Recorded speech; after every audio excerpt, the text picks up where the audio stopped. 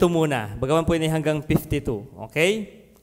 Sige po, kung nakita na, ating basahin pong sabay-sabay. Handa, basa. At nagsisiparoon taon-taon ang kanyang mga magulang sa Jerusalem sa kapistahan ng Pasko. At nang siya'y may 12 taon na, ay nagsiahon sila ayon sa kaugalian ng kapistahan. So tayo muna po ay manalangin. Panginoon, magandang gabi pong muli. Salamat po na ikaw nga ay matapat, hindi ka nagbabago sa aming mga buhay. Salamat po sa maghapong dumaan, Panginoon. Salamat po, Ama, sa pag-iingat mo sa bawat sa amin. Salamat sa aming kanya-kanyang ginampanan. Salamat po sa pagsama niyo po sa mga nagtrabaho, nasa tahanan, nasa paaralan, sa aming kanya-kanyang mga pagtiwala mong magawa, Panginoon. Salamat ng marami. Patawad din po sa lahat ng pagkukulang. At ngayong gabi, patuloy niyo po aming kausapin ng iyong salita sa kalahati ng linggong ito na aming binabagtas. Patuloy niyo kaming bigyan po ng biyaya, ng kalakasan, Panginoon, para sa mga natitira pang linggo, araw ng linggong ito, Panginoon. Salamat po ng marami. Purihin ka po ngayong gabi sa ngalan ng Panginoon Jesus. Amen. So makakaupo na po ang lahat. Tayo po ay patuloy na nag-aaral po sa araling pang pamilya.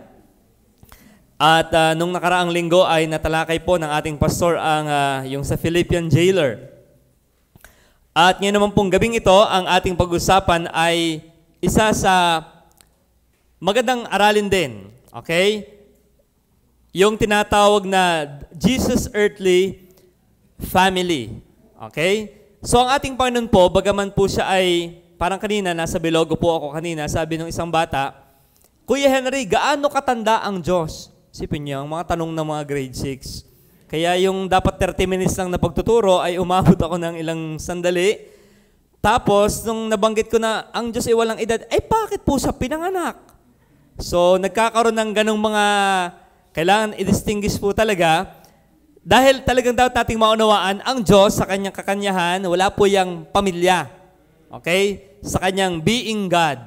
But as human being, ang Panginoon ay nagkaroon ng kanyang pamilya. At alam natin yan, ang kanyang mga magulang ay si Joseph at saka si Mary bilang tao. So Jesus as human had a family. A father, a mother, and actually may mga siblings pa siya eh. Okay? May mga kapatid din siya sa pagkakatawang tao. So ngayon pong gabi, ang text na ating i-expound ay itong nasa Luke chapter 2, verse 41 to 52. Pinakikita lang po dito sa ating pag-uusap na ito na ang Panginoon ay concerned sa pamilya. Okay? Ang ating Panginoon po ay concerned sa ating mga pamilya. At one of the most attacked institution today ay ang atin pong mga pamilya. Hindi ko alam kung sinong pamilya ang walang problema ang kinakaharap. Sino kaya dito? Baka ikaw ang problema sa pamilya mo. Pero malimit, lagi, sa bawat pamilya ay may kanya-kanya tayong istorya. So ang ating Panginoon din po, nung sinagkatawang tao, ay may kwento rin ang kanyang pamilya. Ito po yung tagpo sa Luke chapter 2, na ang Panginoon ay 12 taong gulang, at ito yung huli niyang pagpapakita sa public life, sapagkat ang sunod na rito ay nang siya ay 30 years old na. Okay? Kaya significant po itong chapter na ito, dahil after nito, ang makikita nyo ng part diyan ay ang baptism na niya. Okay? Chapter 4. Tumahimik na ang Biblia for 18 years after nang masulat po ito. Okay? Kaya may tatawag na 18 silent years sa buhay ng ating Panginoon. Ngayon, ating tingnan po, anong bang klaseng pamilya ang nilakhan ng ating Panginoong Jesus? Base po sa information, sa mga data na kanyang iniwanan sa atin sa kanyang salita. So number 1 po, ating tingnan muna sa Luke chapter 2 verse 22. Balik tayo ng kaunti. Sabi po rito, at nang maganap na ang mga araw na kanilang paglilinis, alinsunod sa kautusan ni Moses, ito yung kanyang paglilinis ni Maria, ay kanilang dinala siya, si Jesus Christ, sa Jerusalem, upang iharap siya sa Panginoon. Yan po yung kultura nila. Okay?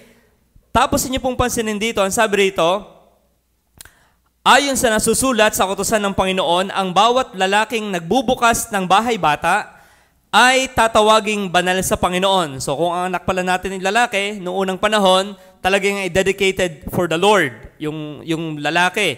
Anak na lalaki na nagbukas ng bahay bata, panganay ang ibig sabihin, ay tatawaging banal or separated for God.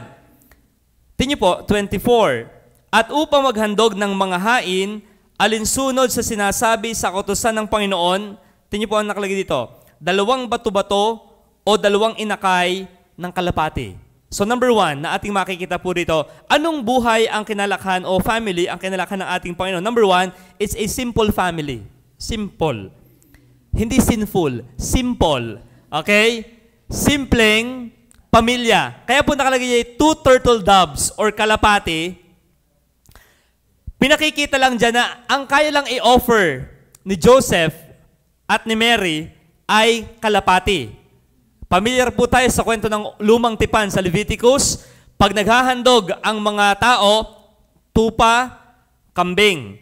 Nang naghandog si Solomon sa Panginoon, 100,000 tupa, 1,000 baka ang kanyang inihanda. Even yung mga men ni David at saka yung mga leader ng 12 tribes, pag sila naghahandog, 1,000 tupa, kambing.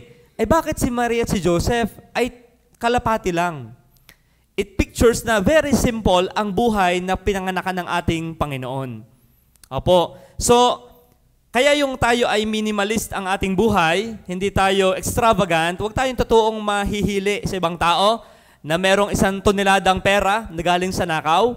We can live simply. Why? Because ang ating Panginoon ay nabuhay din ng simple.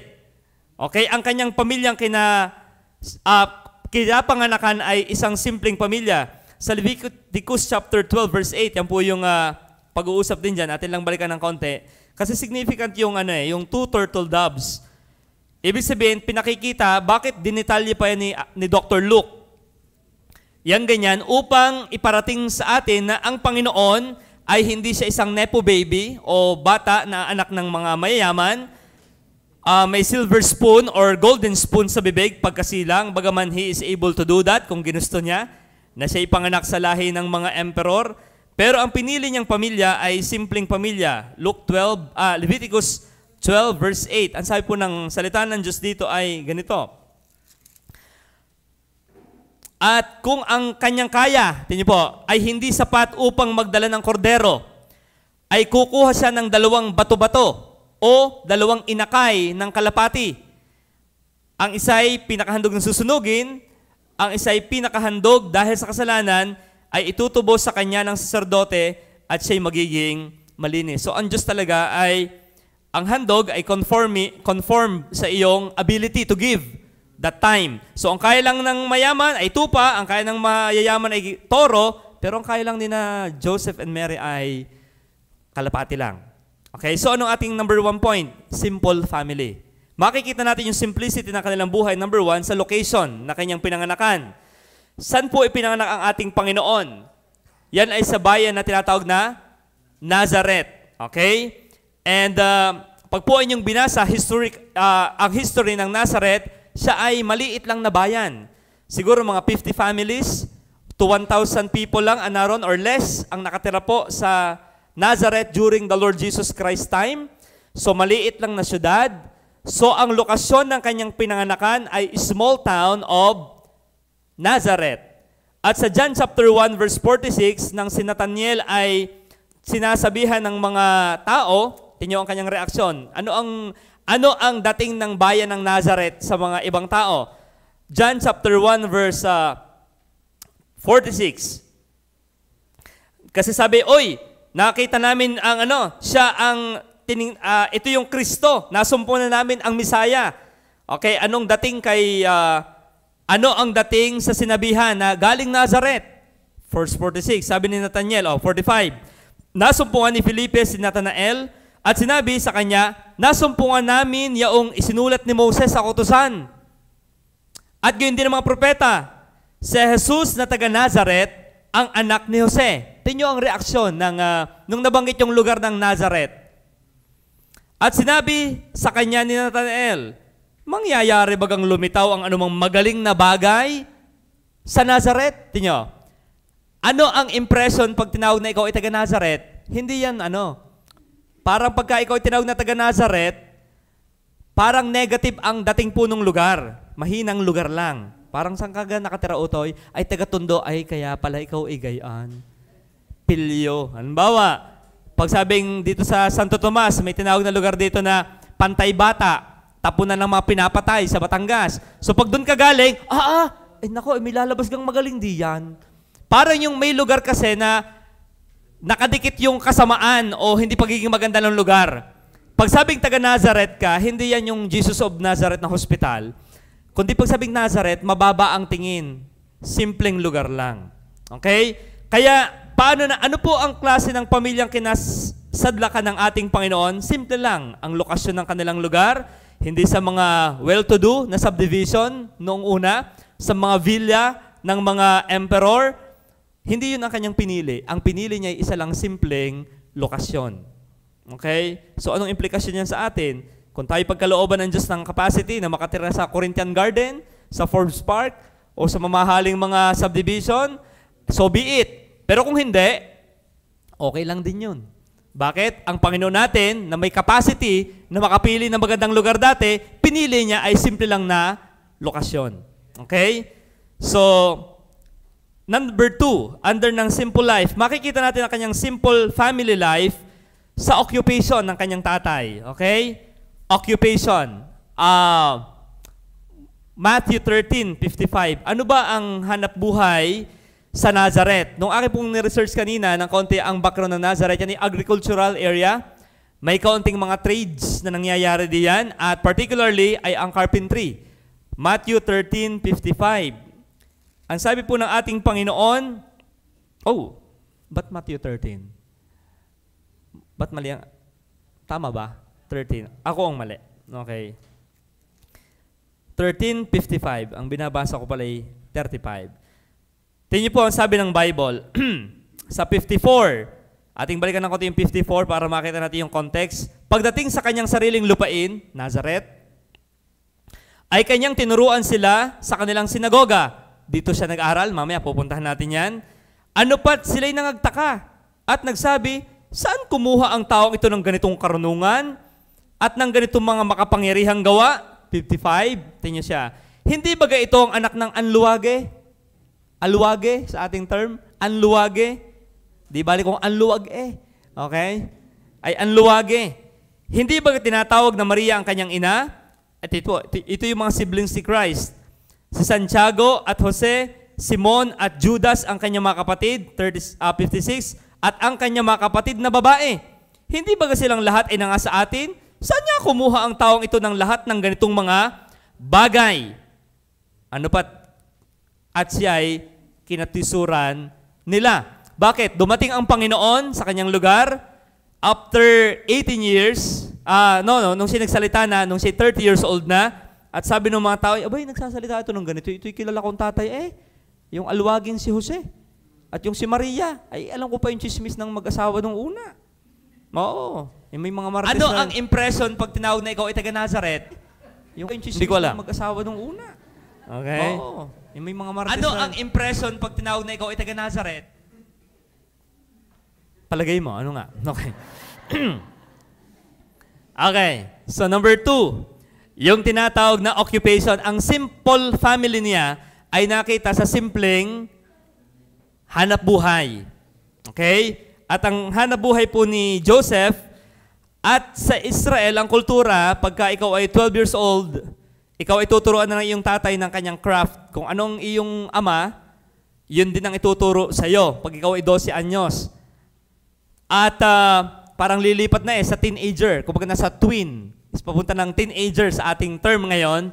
So tinuturuan yan, ang carpenter ay skilled craftsman that work with his hands. So yan ang trade ng ating Panginoon. Siya ay isang simple lang na karpintero. So anong ating makikitang earthly life ng ating Panginoon, earthly family? Simple lang ang kanilang pamilya. Hindi po siya contractor, isa lang po siyang carpenter. Nakalagay dito. Okay? And number 3, under ng simple family, makikita natin yung kanyang education. Binanggit po yun sa sa Matthew na ating binasa kanina, 13:55. At sabi,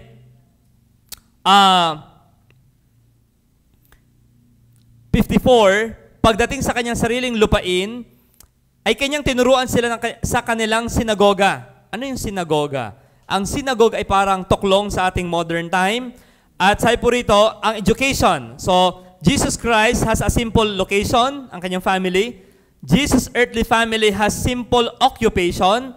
Jesus' earthly family has simple education. Ano ang kanilang education system? Sa synagogue school. Ilang taon nag-i-enroll? 5 years old. Ang Hudyo pala po ay 5 years old. Anong edad na sa Pilipinas? 4? Okay, 4 years old. Sa edad ni na Levi, si Amber ay mag-4. So, sila po, ang kanilang education ay sa synagogue. Anong inaaral ng mga bata? Hebrew. Siyempre, sila Israeli. To study the Old Testament scriptures. Inyo po, anong education system nila? Unang tinuturo sa mga batang Hebreo ay Biblia talaga. Ngayon naman, magpapakamatay na makakuha ng kung ano nung diploma, okay, na puro naman radical ang doktrina na tinuturo sa school, pero dati, sapat pala yung foundation ng Bible talaga ay maituro sa bata. So yun po hindi, ngayon parang pagka nag-theology ka, parang isang napakadakilang yung parang kakaibang level. Sa kanilang kultura, ang theology is as early as 5 years old. Tinuturo na ang aral tungkol sa Diyos sa kanila. Yun pala ang simpleng buhay ng Panginoon. Sa atin, hindi na simple yon. Complicated nang ituro ang Diyos, salita ng Diyos sa mga bata. Why? Nadali tayo ng education system na they want to produce workers rather than thinkers. Okay? Ayaw maglikha ng mga nag-iisip, kundi gumagawa lang. So, location, occupation, and education, and was taught by rabbi to read and write. So, yung mga rabbi, ano yung rabbi, Kuya Henry? Hindi po rabbis yan, rabbis. Ang rabbis ay mga teacher. So, ang teacher nila ay yung mga Sunday school teacher ko sa atin, nagtuturo ng Word of God. So, anong ating makikita po sa ating Panginoon? Simple education lang. Ba't ko nabanggit na simple? Ikumpara nyo siya kay Pablo. Sa nag-aaral si Pablo, sa paanan ni Gamaliel, hindi po nag-pedicure yon o nag-manicure. Ang lugar ni Gamaliel, yung Tarsus, ang nakakapag-aral lang doon ay ang mga mayayaman. Okay? Ang pwede lang magturo dati ng medyo higher ang education ay mayayamang tao. Kumbaga may tutor silang bukod. Si Jesus Christ, unlike Apostle Paul, simple lang ang kanyang education. Kaya nga namangha yung mga tao aba, ito yung marunong, ito na may, dito lang ito nag-aaral sa aming elementary school, ba ito yung gana rin magsalita. So, kaya din yung makikita, hindi rin pwedeng, ang tao yung hindi mo pwedeng tasahan sa pinagtapusan na paaralan. Hindi ako paniwala na porket nag-aaral ka sa Harvard, sa Cambridge, sa Oxford, ay ikaw ay matinong tao. Hindi lagi. Hindi naman ko sasabing masama doon.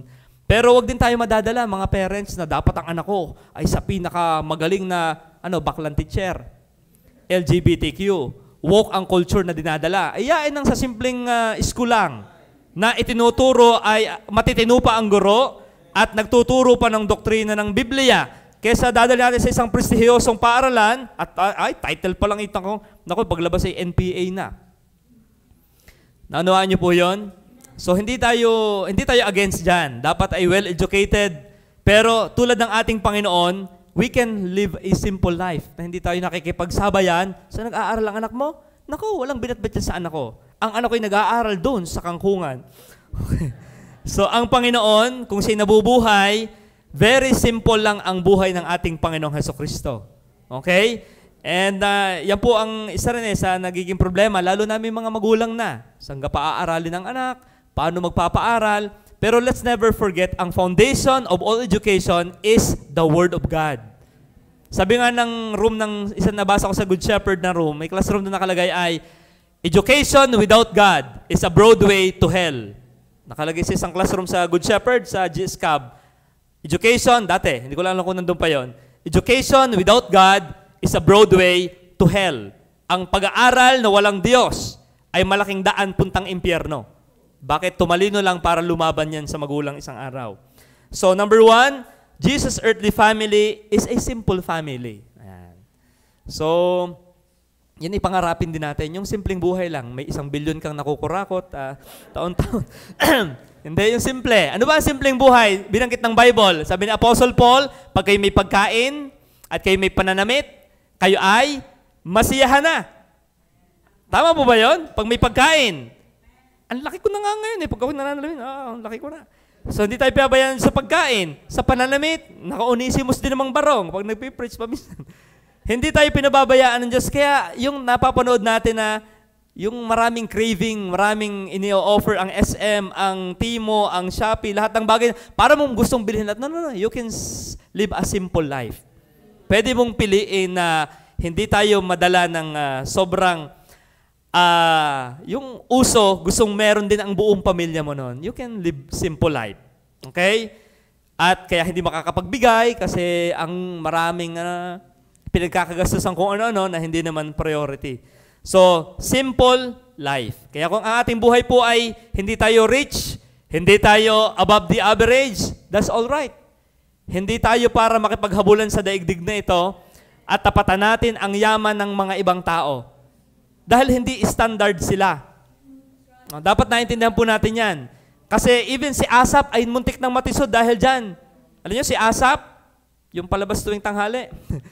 Hindi, yung choir director ni King David, isa sa choir director ni King David, at sabi niya, muntik na akong madulas pag nakikita ko ang prosperity of the wicked. Lord, why are you allowing these wicked people to prosper? Tapos ako naman, na naglilingkod sa iyo, parang ako pa ang napapahamak, namamatay ang aking mga alaga, nagkakasakit ang aking pamilya, and these people, ang tataba nila, ang bibilog nila, para silang mga buwayang matataba. Di ba yun ang kanyang problema sa Psalms? Pero nakita naman niya ang wakas ng lahat ng bagay. So tayo din po, baka tayo madala ng, dahil ang dami natin napapanood sa TV, sa cellphone, parang maganda yata nga magbago na ng linya. Yayaman na tayo dito. So we can live a simple life. Pero God is able naman to prosper us, tama? Pero paano nga kung hindi? Paano kung hindi tayo payamanin ng Panginoon? Singyaman ni Makmak, o singyaman ni Tito Rani, o singyaman ni yung singyaman ni Sarah. Singyaman ni Kuya Eric. Paano ako hindi? Still, we need to praise the Lord. Bakit? Lagi nating babalikan, ano ba ang buhay ng aking Panginoon nung sinasa lupa? He just lived a simple life. Hindi pabayang buhay, simpleng pamumuhay. Yung pwede kang mamuhay sa minimum. Mabuhay ka sa simple lang. Ngayon, when God bless us, hindi tayo totoong masyasyak. Okay? We can live pa rin, ng matino. Okay po? So yan ang kanyang buhay. Earthly family ni Christ, pwede sana si Maria, pambira, ang anak ko, ang tagapagligtas ng sanglibutan. But dito ako sa sabsaban. Yeah? Since his early beginning, ay talagang simple ang naging buhay until his dying day. Ang kanyang libingan ay hiram pa sa sunset. Okay? Kumbaga nakihiram, walang sariling libingan ng Panginoon. Si Joseph of Arimathea, at ayun ang nagpahiram ng libingan, ganun siya yung karang wala. Daig ko pa, ako'y may insurance. May kabaong na ako pag namatay. Okay? Pero ayaw ko pa yung gamitin. Pero ang point, ang ating Panginoon walang ganyan. He lived a simple life. Ang kanyang pamilya. So number 2, na ating makikita sa talata, Luke chapter 2. Turtle doves. Tingnan po yung kanyang kinalakhang pamilya sa chapter 2, verse 41. At nagsisiparoon taon-taon ang kanyang mga magulang sa Jerusalem sa kapistahan ng Paskwa. At nang siya ay may 12 taon na, ay nagsiahon sila ayon sa kaugalian ng kapistahan. Tingnan po sa inyong mga Bible, nakalagay dyan, now his parents went to Jerusalem every year. Okay, every year. Anong ginagawa? At the feast of the Passover. Malayo ang Nazareth papuntang Jerusalem. Okay, malayo po yan. Pero anong ating makikita rito? Yung they went to Jerusalem every year, what kind of earthly family Jesus have? Anong pamilyang meron siya? Number 2, not only simple, but spiritual. Family. Isang pamilyang spiritual. In what sense na spiritual? Tingnan niyo po, sabi ng talata, yung tinatana, in keeping God's Passover. Ating unawain yung Passover diyan, na kanila pong ginawa. Ang sabi rito ng Biblia, nagsisiparoon sila taon-taon ang kanyang mga magulang sa kapistahan ng Pasko. May 3 kasing piyesta lagi ang Israel, na dapat lahat ng tao ay pupunta sa Jerusalem. At ang highlight dyan ay yung Passover. Ano ba yung Passover? Tandaan niyo po yun? Yung pinipreach nating pastor every Lord's Supper. Ang Passover ay yung naganap sa Exodus chapter 12. Okay? Ano yung Exodus chapter 12? Ang Passover ay magpapatay ng tupa. Okay? Ilalahid yung dugo sa pinto. At pagdaan ng anghel ng kamatayan, ang lahat ng panganay ay mabubuhay pag may dugo yung pinto, yung hamba. Okay? Pero lahat ng bahay na walang dugo, anong gagawin ng Panginoon? Mamamatay ang kanilang panganay. So every year, kine-commemorate nila yan. They remember. They remember. Yung Passover na yan. May mga pag-aaral na hindi required ang mga toddlers, young people, na mag-attend ng Passover. Pero pagdating mo ng 12 taong gulang, okay? Pagdating mo ng 12 years old, at sa Bible, 12 anyos ang Panginoon. Probably, this is the first time na ang Panginoon ay nagpunta ng Jerusalem to attend a Passover. Okay? So anong ating una makikita? Bakit natin sabing spiritual na pamilya po ang mga ito? Number 1, yung nakikita natin, yung going. Ano yung going? Nakalagay dyan sa talata, yearly, sila ay napunta doon sa Jerusalem. Number 1, yung going. Okay? Malalaman mo na ikaw spiritual kung saan ka lagi nagpupunta. So itong mag-asawa, saan sila nagpupunta? Taon-taon. Sa Jerusalem. Tingnan po ang sabi rito, nagsisiparoon taon-taon ang kanyang mga magulang sa Jerusalem sa kapistahan ng Pasko. Siyempre, si Jesus Christ bilang tao, observe niya yan. Bilang baby, bilang tao siya. Siyempre, siya po'y, hindi naman niya deny-verse ang kanyang pagiging Diyos eh. Siya'y Diyos pa rin, pero nakakontrol, nakatago. Ibig sabihin, siya ay taong-tao na nag-o-observe din sa atin. Na-observe niya ang kanyang mga magulang every year napunta ng Jerusalem nung siya'y bata. Hindi siya sinasama pa. Okay? At nung 12 anyos siya, saka siya isinama. Alam niyo po, ito talaga yung natuklasan ko. Ang bata ay hindi nakikinig sa advice. Ang bata ay nakikinig sa example. Kita ko yan sa aking anak. Sasabihan ko yan, huwag mo yan gawin. Hindi nakikinig yan. Pero pagkakita niyang ginagawa ko, nasunod siya. So, humanly speaking, bakit si Jesus Christ ay mahilig sa templo nung siya'y lumaki na? Kasi kita niya sa kanyang mga magulang na nung bata pa siya, mahilig din si Joseph and Mary na magpunta lagi sa bahay-sambahan ng Panginoon.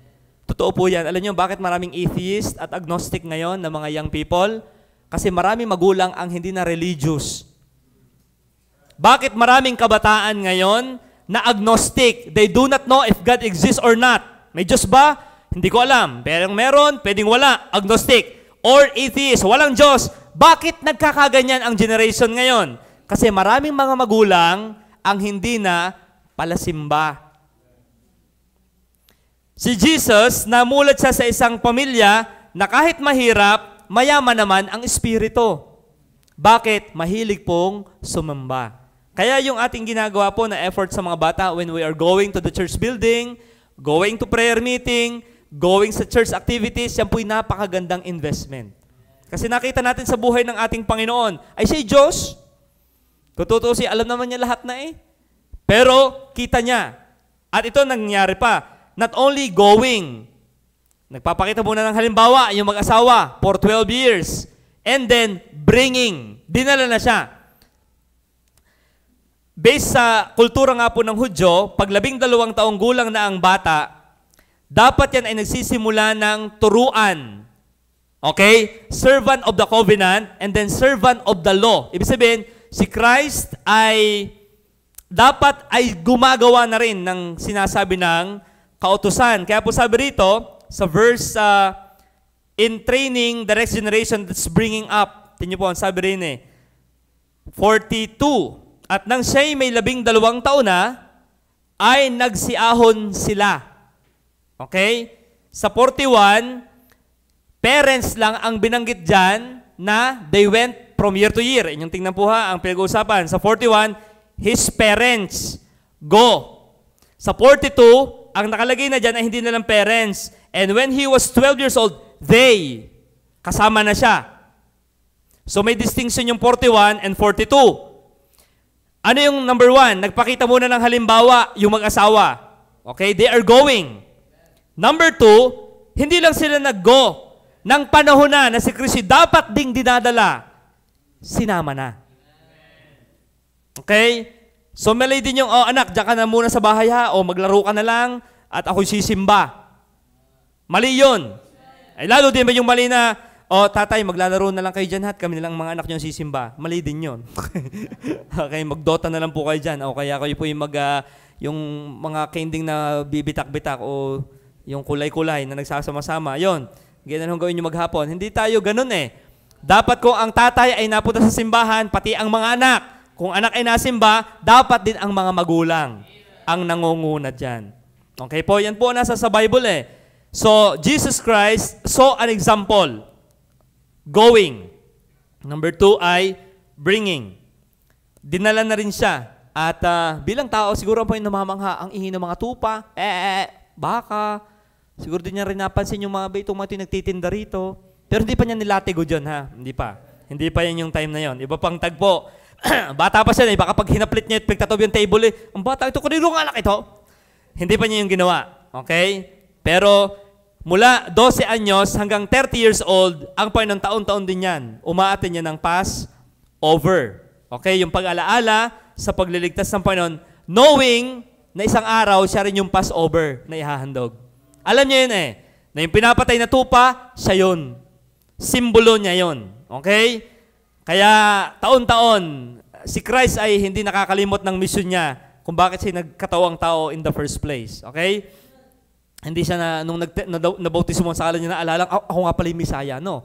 Miski siya bata pa, alam na niya ang kanyang misyon. Okay? Bakit siya nagkatawang tao? Okay? Kasi may mga Gnostic gospel na ang Panginoon daw, nung 12 years old, ay malikot na bata.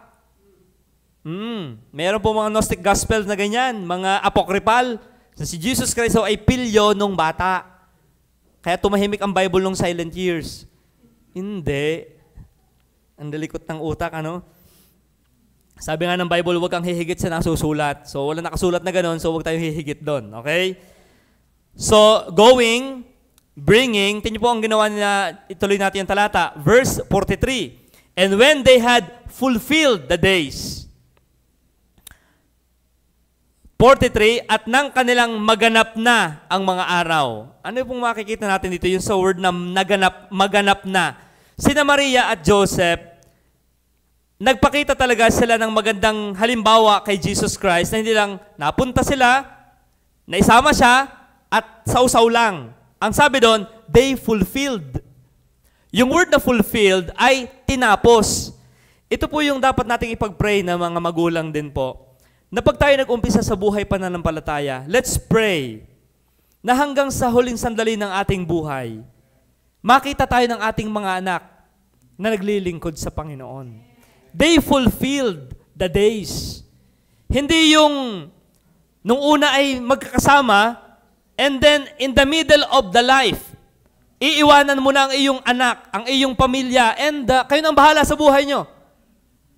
Nang ang mag-asawang Joseph and Mary with Jesus Christ ay nagpunta sa Jerusalem, they fulfilled the days. Ibig sabihin, hanggat hindi tapos yung service doon sa Jerusalem, hindi sila naalis. Ibig sabihin po ganito, hanggang kailan ang responsibility nating maglingkod sa Panginoon until we fulfilled the days. Hindi pa tapos. Ibig ka tayo bibitaw na hindi pa tapos ang ating paglilingkod sa Panginoon. Sabi nga ng si Christian Braza, sa Pilgrim's Progress ay naroon sa may tabi ng dagat. At nadidiscourage siya dahil mamamatay siya eh. Sabi nung kanyang kasama, ikaw ba'y hanggang dito lang din? Paano yung susunod sa'yo? Kung hindi mo kayang tumawid dyan sa valley of shadow of death, Ibig sabihin, ang pamilya mo hanggang dito na lang din. Kasi hanggang dito ka lang din. We need to fulfill our days. Ibig sabihin, hanggat hindi pa tapos ang ating mission sa lupa, huwag tayong bibitaw. Bakit? Nakatingin ang ating pamilya sa atin. Nakatingin ang ating mga anak sa atin. Kaya nakakatuwa ang mag-asawang ito ni Joseph and Mary. Okay? They fulfill the days. Ano naging response ni Jesus Christ? Kaya nagpaiwan ng Panginoon. Okay? So, anong ating makikita? Spiritual na pamilya itong ito. Days po yun ha. Ang kanilang paglilingkod doon ay days. Tayo naman pag nasimba, hours lang. 9 to 12. 2 to 5. Ilang oras lang yon. But these are days. May alaga ding mga alaga yon kasi sila yung mga magbubukid. May trabaho din. But, pagka paglilingkod na sa Panginoon, nakafocus yung mag-asawa during those period of time. So, ito yung napakahalaga ng mga prinsipyo na, oo nga naman ang Panginoon niya. Kaganda rin pala ng kinalakhan na pamilya ni Jesus Christ. Talagang tama rin yung, maganda talaga ang pagpili ng Diyos sa kalalagyang pamilya ng kanyang anak na nagkatawang tao. Okay? Kahit sila'y simple, and yet they are spiritual. They are going, they are bringing their child, and they fulfill yung kanilang dapat gawin. Naway tayo ganun din. May all those who come before us find us faithful. Kahit hindi mayaman, mahalagay faithful. Kahit hindi mabunga, mahalagay faithful to the end. Okay? Yan yung nakakatuwang prinsipyo makikita natin dito sa verse 43, when they had fulfilled the days as they return. So yun na yun, tinapos na nila yung kanilang paglilingkod. So nawa tayo din po bilang pamilya ay walang bibitaw. Dapat yun yung kalooban ng Panginoon. Opo. Yan yung mahalaga. To have a spiritual family like the Lord Jesus Christ. Number 3. Pero ito yung realidad ng pamilyang kinasadlakan din ng ating Panginoon. Okay? Yung realidad. Verse 43. At nang kanilang maganap na ang mga araw, sa pagbalik nila, ito na nangyari, ay naiwan ang batang si Jesus sa Jerusalem. At di nalalaman ng kanyang mga magulang. Bakit ganon? Anong nangyari? 44. Ngunit sa pag-aakala nilang siya'y nasa kasamahan, ay nagsiyaon sila ng isang araw ng paglalakbay. At hinanap nila siya sa mga kamag-anak at mga kakilala. Okay, number 3. Anong klaseng pamilya ang kinalakhan din ng ating Panginoon? They are sleep-prone family. Ako nag-isip nung another word for mistake. Ay di sleep. Yung laging tulog. Okay. Nadudulas. Nagkakamali. Pwedeng magkamaling pamilya. Okay? Anong sabi ng talata? But they, supposing, yun yung word supposing. Number 3 na ating makikita, anong pamilya ang kinalakhan ng ating Panginoon? Alam nyo, very typical na pamilya. Typical. Anong typical? Normal na pamilya. Anong klaseng pamilya? Pamilyang nagkakamali. Ang perfect ay si Jesus. Pero yung pamilyang kanyang kinalakhan ay hindi. Kaya, tayo sa ating pamilya, wag tayong yung minsan gusto natin perfect ang image ng ating pamilya. Gusto natin, okay ba kayo? Okay lang kami. Walang problema. Pero alam mo namang nangangamoy ang baho ng problema. I mean, our imperfection as a family ay hindi yan problema. Bakit? Ang problema ay yung nagpe-pretend tayong everything is okay when everything is not okay. Bakit? Even sa record ng Bible, bakit pinarecord pa yan na naiwanan si Jesus Christ, na nag-suppose, yung nag-speculate, nag-isip na, baka naririyan naman yun. Ibig sabihin, ba't pinakita ng Bible na nagkamali din yung mag-asawa? Alam nyo, isa sa worst nightmare ng mga magulang ay yung hindi mo agad makita ngayong anak. Nung ikisal dito si Benjo, hindi kami nandyan sa likod. Di ako yung laging nakatitig sa bubog. Tanong ko si Amber doon sa may palusong. Ay, may mga bata din dyan. Parang ako'y nawala doon, nag-kiss the bride yata kaya ako'y nawala. Di ko alam kung anong tagpo. Wala si Amber. Wala din sa una. Nagpunta ako doon punta na ako sa Ninong Arnel. Sabi ko, may nakita po kayo ditong bata, nakadilaw. Si Amber naka-yellow nun eh. Wala pong batang naparne. Pagpunta, sa Amber. Ay, pagpunta ko doon, habol si Baby Jane. Kuya na rin, nasa sa hall. Nakalakas yan eh. Hindi to ginamit. Alam niyo yung kaba ng aking puso? Ako saan kaya nagpunta ang aking bata? Padalawang beses na yan. Uli na kami dyan. Nasaan si Amber? Ayan pala naririyan. Diyan, sa may upuan ni Ate Jenning yan. At kalaro, sino kang kalaro? Si Katkat o si... Nanganganyata ng stick. Ano ba? Pero alam niyo sa magulang, isa sa worst nightmare natin ay yung hindi mo makita ang iyong anak. So bilang tao, masyadong, number one, anong naging prone yung pagmamali nitong mag-asawa? Una, they speculate. They suppose. Ay baka naman yan. Basahin yung talata. Ngunit sa pag-aakala nilang siya'y nasa kasamahan. Yun yung delikado pag-aakala. Ako'y nagpadala sa maling akala. So, bakit ang Panginoon naiwan? Hindi dahil ang Diyos ang Panginoon makulit na nagpaiwan. Napabayaan ng mga magulang. Napabayaan ni Joseph at ni Mary. Bakit napabayaan? In a sense na hindi nila muna chinek bago sila umalis. Kasi sa Hudyo, pag naalis mo dyan, magkahiwalay ang lalaki at babae. Naalis muna ang lalaki at yung mga edad na teenager, kasama yan ang matatanda. Pag bata-bata, kasama ng ina. Pero si Jesus ay 12. Pwede siyang sumama sa grupo ng mga babaeng paalis or sa grupo ng mga lalaking paalis. So siguro ang isip ni Joseph, wala rito si Jesus sa grupo ng mga boys. Ay dahil bata naman yun, baka kasama ng kanyang mami. Ang isip naman ni Maria, marahil, wala naman si Jesus din kasama yun ng kanyang daddy kasi 12 anyos na. And they speculate. Isa sa naging kamalian din natin mga magulang yan, yung tayo nag-aakala. Kumusta ngayong anak? Anong problema ng aking anak? Walang problema ang aking anak. Nag-speculate, nag-aakalang okay lang ang lahat. Okay? So yun yung naisip ng dalawa. Okay naman si Jesus. Hindi nila alam na iwanan nila ang kanilang anak. Ganito din po, anong application yan sa atin? Never speculate na okay lagi ang spiritual life ng inyong mga anak. Okay naman yan, may bait na yan. I-check mo rin ang cellphone yan. Baka ibabad na sa pornography. Don't speculate na okay yan. Na-attend yan Sunday school teacher yan, worker yan. Okay yan, no? You double check. Huwag tayong magpapakapanatag. Bakit? Yan ang naging kamalian ng mag-asawa? Tingin ko kasama si Ibon. Naku, nasa na? Yun na. Isang araw nang nakalayo. Yan ang delikado. Yung ating mapabayaan sila. Isang araw na naglalakad. Abay, ang anak ko nga pala. Spiritual ka, ay ang anak mo na iwanan mo. Ikaw ay godly, ang anak mo na iiwanan mo. Ikaw ay busy, na kinikilala mo, just naiiwanan mo siya. Bakit mo iniisip na ganun? Kasi okay naman Yan, dyan tayo na dadali, yung we assume. Masyado tayong assuming na okay ang lahat. Naatin niya sa Sunday school, ang anak ko, magagaling ang teacher. May nagtuturo diyan, okay na yung mga yan.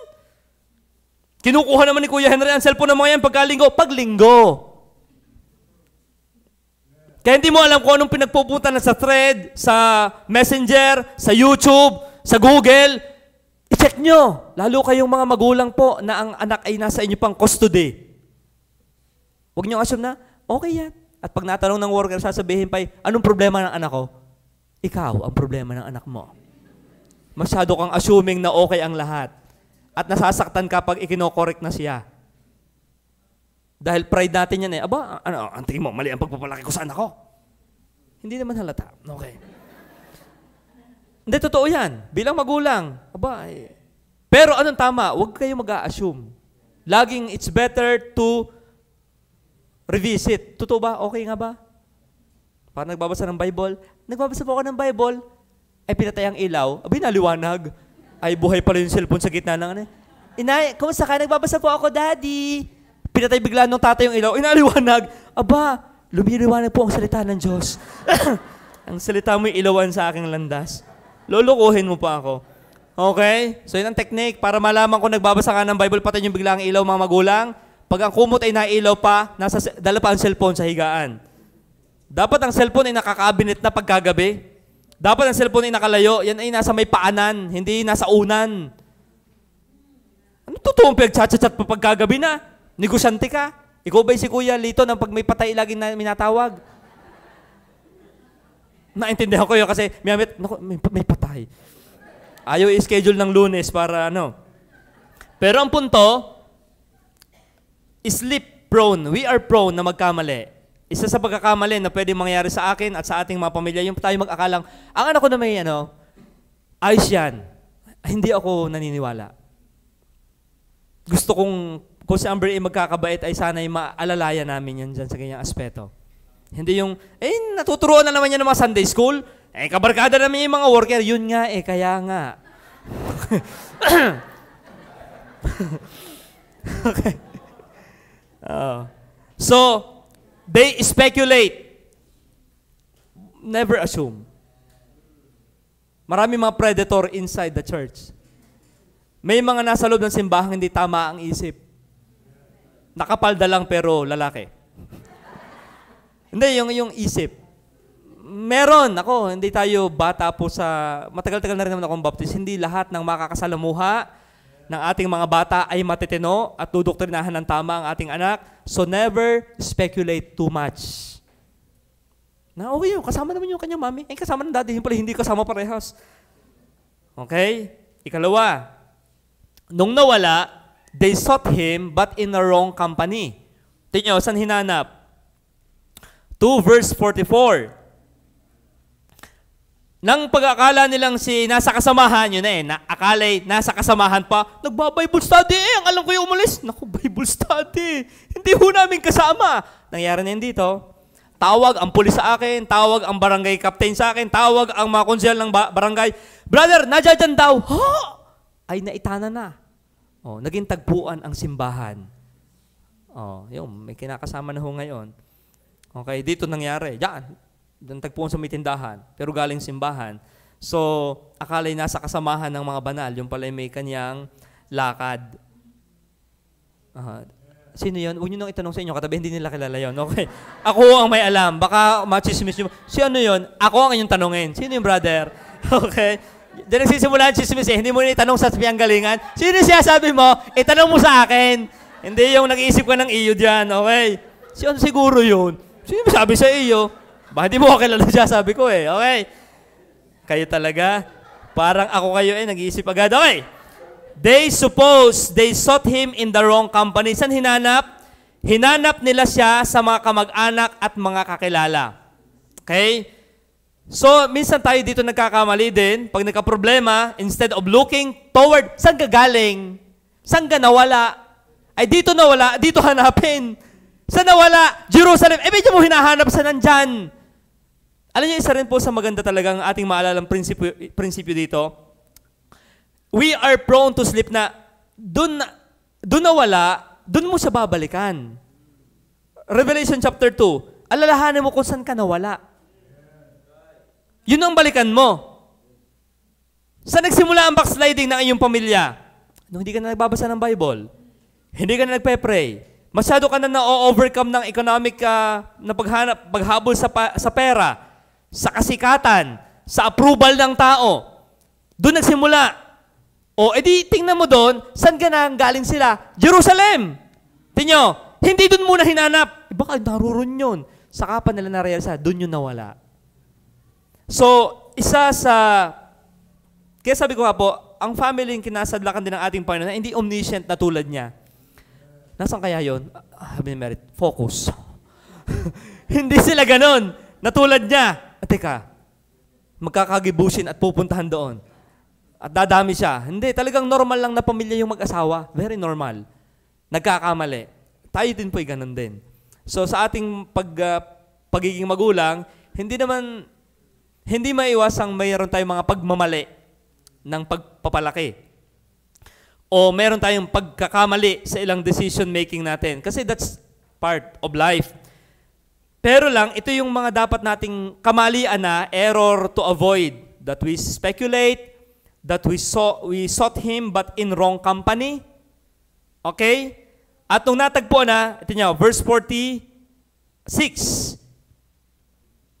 At ng 45, at nang di nila siya matagpuan doon sa mga kamag-anak at kakilala, imagine yung pagtatanong, "Uy, kasama niyo ba si Jesus?" "Wala po dito, Mama Mary." "Wala po siya dito, tita." O kung naman tawagan nila doon. O punta rin sa, "Nakita niyo ba si Jesus?" Eh, siyempre, kilala yun eh. Mga kamag-anak, galing Nazareth. So, sila rin eh, caravan yan. Ang daming tao. Ang hirap maghanap pagka yung madaming tao. Sa hirap, gayon. Hindi man nailaw yung kanyang buhok. Na para makita mo, normal na nga siyang tao eh. Ang Panginoon, hindi man nag-glow in the dark. Yun, kita ko na. Nagbu-blue.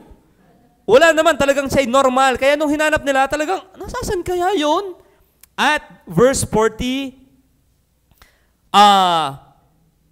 at nang di nila siya matagpuan, ito na, nagsibalik sila sa Jerusalem. Na supposed to be, dapat alam nilang dapat nadudun talaga siya. Bakit? Sa kultura ng Hudyo, tinuturuan ng mga bata dyan na pagka ikaw ay nawala, dun ka pupunta sa matatanda, sa authority. Tinuturuan na ang mga bata, pagka ikaw ay nawala, o ikaw ay naligaw, ang hahanapin mo para sa atin, sa pulis. Punta ka sa barangay hall, punta ka sa police outpost. Di kayo nang dapat turo sa mga bata. Dapat nadudoktrinahan. Saan pupunta pag nawawala sa isang lugar? Ay punta, hanap ka ng barangay hall. Hanap mo ang pulis na nakatambay dyan at doon ka lalapit. Ba't hindi naisip ni na Maria yun? Oo nga eh, yun ang turo namin dyan eh.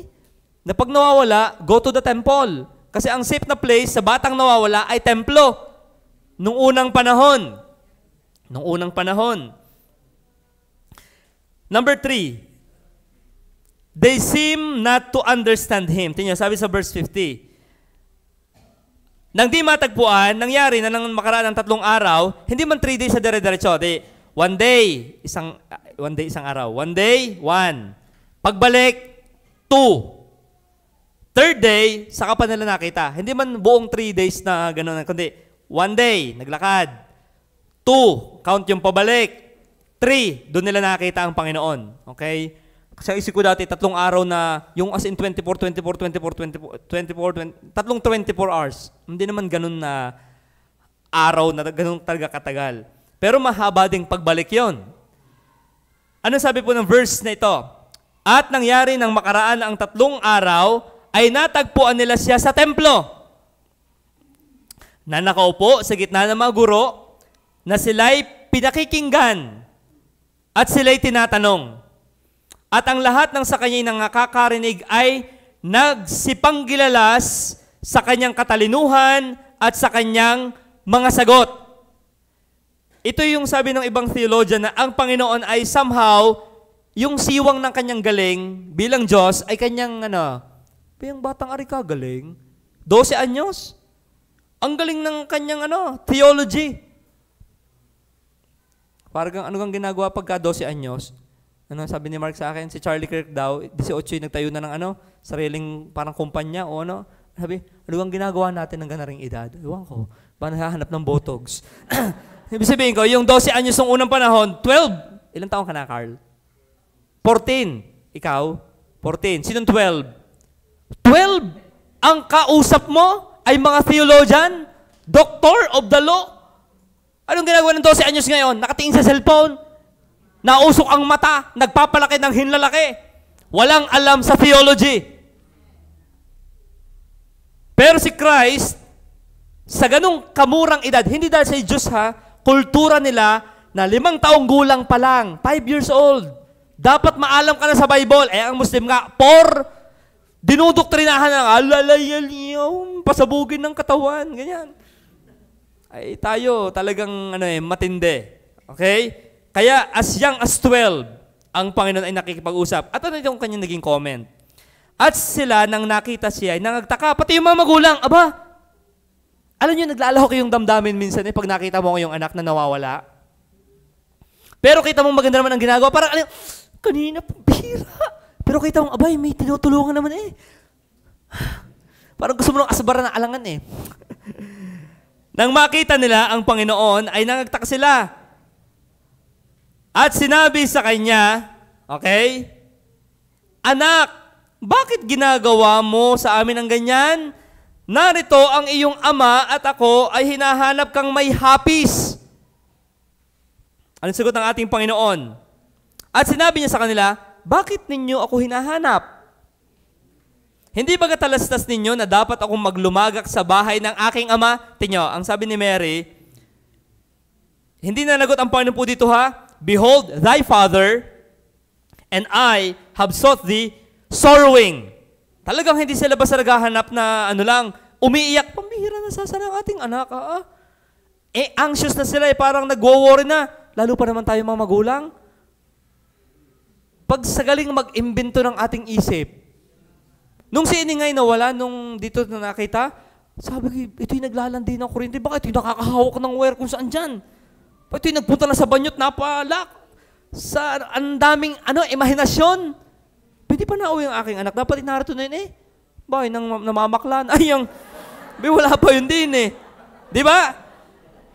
Alam niyo na mga magulang, tama po yung mga parents, miski malaki na tayo. Ako po yung worker, di ako'y graduate ng high school. Ang inay Violi, pag ako'y nasa siko, text ng text, Utoy, nasaan ka na? Lalo't uso yung bagong pinatay doon, yung may minasakar po doon, Tita Lorna, yung mga Montalvo. That time, talagang ang send ng inay, nasaan ka na, nakauwi ka na, ingat. Bakit? Miski ako'y alam niyang full time na, anak laging may concern. Kaya hindi maiiwasang si Maria nagsalita ng ganito. Anak naman. Pero, teka, merong problema dito Baka nakakalimutan ni Mary na yung kanyang kausap ay hindi talaga niya anak. So, merong mga misunderstanding na ganyan. They seem not to understand him. So, sa pamilya, normal lang din po yun na merong mga misunderstanding. Kasi sa pamilya ng ating Panginoon, dapat automatic na di kayo nasabihan na kayo ng anghel na ang tatawag sa akin Jesus at sadyang ako'y hindi nyo anak. Hindi yun binuksan ng Panginoon. Alam niya na normal lang sa pamilya na merong hindi pagkakaintindihan.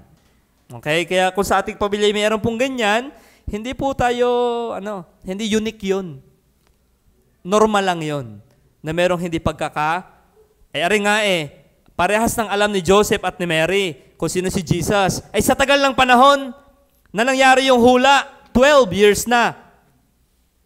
Siguro sa kabisiat, may mga anak ding sunod-sunod pa.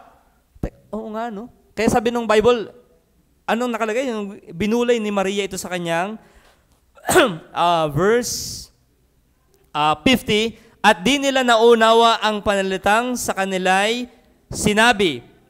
At nang lumusong siyang kasama nila, ay napasa Nazaret, napasakop, ito yung nakalagay at iningatan ng kanyang ina sa kanyang puso ang lahat ng mga panalitang ito.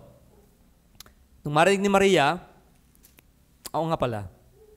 palang batang ari, sabi niya, dapat akong magmalagi sa bahay ng aking ama. My father's business. Siguro siyempre, yung bilang tao ka, yung aking anak, yung parang na-attach na siya masyado kay Jesus Christ as human. Bigla niya sigurong nabulay ng later, palang batang ari hindi ordinaryong bata. So, kaya sa ating din pamilya, anong application naman ito kung sa atin idudugsong, may time na talagang magkakaroon ng conflict, pero pagka ikaw ay nagbulay, may punto naman nga ang asawa ko. Nalala niyo, yung pag hindi, ako tama! Ako ang tama. Pero mamaya, pagka nagbulay ka, tama, may punto siya. Nanoan niyo po yun, yung ganong mga tagpo. So, that's normal sa pamilya. Okay? And lastly, anong klaseng pamilya po ang sa ating Panginoon? Simple, spiritual, sleep-prone. Kaya it showed that Jesus really lived in a typical family that can make speculations and mistakes. Siya lang naman ang hindi nagkakamali. Lastly, si Elisa ho ang nagbigay na rin puntos na ari kanina. Habang kami nagtatricycle. Standard family. Okay? Kung meron tayong pamilyang pwedeng maging modelo na magandang i-pattern sa Bible, ay ang pamilyang ito. Okay? Number 1, standard in terms of loving God. Verse 41. Okay? Kita natin sila buong pamilyang nagpunta ng Jerusalem. That's loving God. Obeying His word. Matagal lang ibinili yun ng Diyos kay Moses pa, ipinperpetuate nila, tinutuloy-tuloy po nila ang iniutos ng Panginoon. So, in terms of loving God, masasabi natin ang pamilya ni Joseph at ni Mary na kinalakan ng ating Panginoon is a good standard. Maganda siyang halimbawa ng isang pamilya. Anong maganda sa kanila? Sa pagmamahal sa Diyos. So, yun yung magandang kakitaan sa ating pamilya, na yung pamilyang yan, hindi perfect yan, pero nagsisikap yung magmahal sa Diyos. Yun po yung nating, hindi yung, ay, mayaman yan. Kasi mula nang kami na-involved sa... We need to love God. Yan yung maganda. Apo, at ipaglaban po natin yan. Matindi ang mundo ngayon eh. Hindi na standard yan. Ang standard ngayon, ang magandang pamilya, 4 ang palapag na bahay, maraming paupahan, maraming sasakyan, maraming kabit, maraming gamit. Yun ang standard ngayon eh. Pero ang standard ay hindi nagbabago. Bible pa rin. At ang nasa Bible na magandang pamilya ay ito. They are standard in terms of loving God. Number 2, in terms of parent loving their child. Verse 44 to 48, ating madadama dito kung paanong mahal na mahal ng mag-asawa ni Joseph at ni Mary ang kanilang anak. So halimbawa din sila ng paano ba tatratuhin ang anak. Hindi yung bahala ka sa buhay mo. Anong panahon ngayon natin? Ari ang cellphone. Mag-cellphone ka. At ako'y maglalaba. Manood ka ng TV. At ako'y magtutong-it. This is what we are living without natural affection, sabi ng Timothy. Tayo nasa mundo ng walang pake, miski sa anak. Nakikita po ako ng mga ganyan. Ay, okay lang. Kasi masilit pa kay Amber. Parang patakbo-takbo ng hubo. Parang pabaya. At pag nabangga pa, anak ko, 50,000. Ginagawa lang Meron yung nagbenta ng anak, 10,000 pesos. Meron yung kambalang anak, iniwang para guyamin. Yung balita sa TV noong isang araw, kundi miyak ng kapitbahay ang dingding. Bakit? Gayan lang kanipis. May babying nakalagay doon. So yung loving God, loving children, hindi yan normal na ngayon. Sa mga Christian, sa ating usapan, that's normal. Ating yan talaga. Pero lumabas kayo sa worldview ng Christian. Ano ang bata sa ibang tao? Parasite. Ano yung parasite? Pulgas kung sa aso. Kuto sa ulo. Ang bata ay parasite. Kaya i-abort na lang yan. Panira yan sa ating plano. Abi, kagagawa-gawa at papatayin mo yan. Pwedeng gawin sana ni Joseph at ni Mary, pambihira, ikakasal na tayo Ay, buntis. Ay, masisira ang aking pagkalalaki ko. Pero, minahal pa rin ni Joseph si Mary. At ito, nung nawala ang Panginoon, hinanap nila ang kanilang anak. So, talagang maganda ring halimbawa sila ng mga magulang na nagmamahal sa kanilang anak. Yan po maganda. Dinala sa simbahan, dinala sa templo, tinuturuan ng scripture, at nung nawala ay hinanap. Kaya nakakalungkot yung mga parents na hindi ito naiintindihan. Kaya ang alam lang po ay magpadami ng lahi. Totoo yan, may mga gaya na wala, parang pigiri Yan, parang ganun lang. Tingin sa batay, parang parang hindi niya alam na hindi lang puro pagkain ang ibibigay sa anak. Dapat natututo yan ng takot sa Panginoon. At hindi lang regalo ang kailangan ng anak. Mismong ang magulang ang kailangan. Hindi lang present, but the presence of the parents. Nakakalimutan nyo ng iba. Akala, hindi. Nabigay ko na sa iyo lahat Ay kayo, wala. So, yun ay napaka-importante din. Okay? Bagaman alam kong ini very hard sa mga magulang na lumalayo sa kanilang anak. But nevertheless, dapat nating labanan yung ganong mga klase ng kultura na nagiging rampant today. They are standard in terms of parent loving their child, in terms of child submitting to the parents. Mababasa natin sa verse 51 pababa. Halimbawa rin po naman ang pamilya nila ng si Jesus, ang ating Panginoon Jesus, ay nagpasakop, tingnan po sa talata, at lumusong siyang kasama nila, si Jesus Christ, at napasa Nazareth. Bagaman alam niyang ako'y sa bahay ng aking ama dapat Pero, utos sa Bible, mga anak, igalang nyo ang iyong ama at ina. Kailangan niyang tuparin ang utos. Tama po ba? Bilang tao, he need to fulfill the law. Ay kung lalabanan niya si Maria at si Joseph, dito na nga ako sa Jerusalem. Hindi niyo ba alam na ako'y Messiah? Ako ang anointed, I am the Son of God. Hindi niya ginawa yon. Bakit? Kailangan tuparin yung sinasabing, igalang mo ang iyong ama at ang iyong ina. That's why he submit. Napasakop sa kanila si Jesus Christ. And lastly, na ating makikita diyan, yung mga verse kayo na lang po ang maglista. Lastly, ay in terms of developing holy. Pag inyong babasahin sa verse 52, at lumaki si Jesus sa karunungan, at sa pangangatawan, at sa pagbibigay lugod sa Diyos, at sa tao. 4 na aspeto ng pagiging buong tao na mahalaga. Intellectual, tumalino ang ating Panginoon bilang tao. Physical, siya ay lumaki. Spiritual, pagkalugod sa Diyos. Social, pagkalugod ng mga tao sa Kanya. Yan yung 4 na naka-enumerate sa Bible na dapat ito yung ma-develop sa isang anak. Sa atin, bilang tao, isip mo, tumatalino ka. Physical mo, nag-grow ka. Spiritually, nag-grow ka.